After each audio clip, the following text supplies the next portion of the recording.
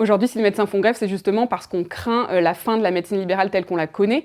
On va aller vraiment sur une médecine à deux vitesses, une privatisation de la médecine, puisqu'aujourd'hui, si les réglementations sont toujours plus strictes, toujours plus punitives, toujours plus coercitives, les médecins vont se déconventionner, voire partir à l'étranger. Les patients ne pourront encore moins consulter. Et quand ils pourront consulter, ce sera seulement ceux qui auront le plus de moyens qui pourront le faire, parce que justement, ils devront payer de leur poche tous les traitements, toutes les consultations, les examens médicaux. Depuis le 5 janvier et encore jusqu'au 15, les médecins libéraux mènent une grève inédite, soutenue par tous les syndicats de médecins. Cette mobilisation vise à alerter sur les mesures votées ou débattues en décembre dans le projet de loi de financement de la sécurité sociale.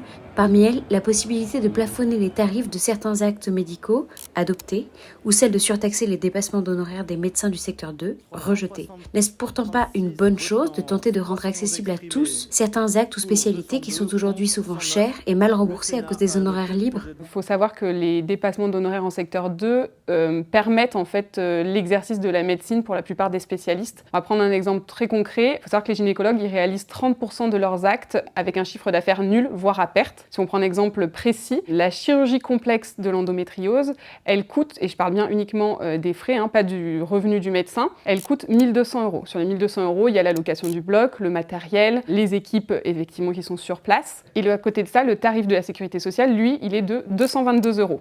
Donc, en fait, finalement, on est sur une perte de plus de 900 €. Les dermatologues pratiquent des dépassements d'honoraires parce que, effectivement, il y a des frais derrière. Ne serait-ce que pour enlever un névus, il faut pouvoir avoir un kit de suture, pouvoir réserver un créneau assez long pour le patient. Aujourd'hui, je ne peux pas vous donner le tarif exact d'un acte de la sécurité sociale pour enlever un névus, mais ça ne suffit pas, en fait, à permettre au médecin de rentrer dans ses frais et de lui-même, derrière, de se dégager un revenu.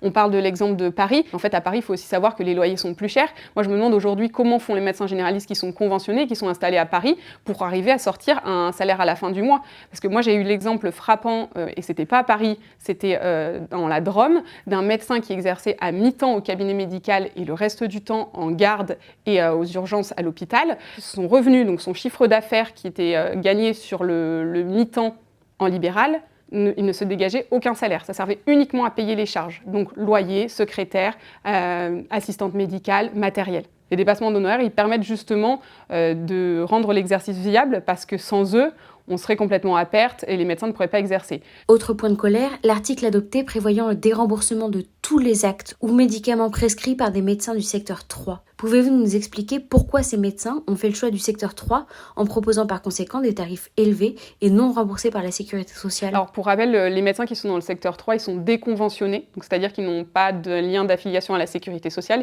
Ils pratiquent des tarifs libres qui sont pour la plupart fixés en fonction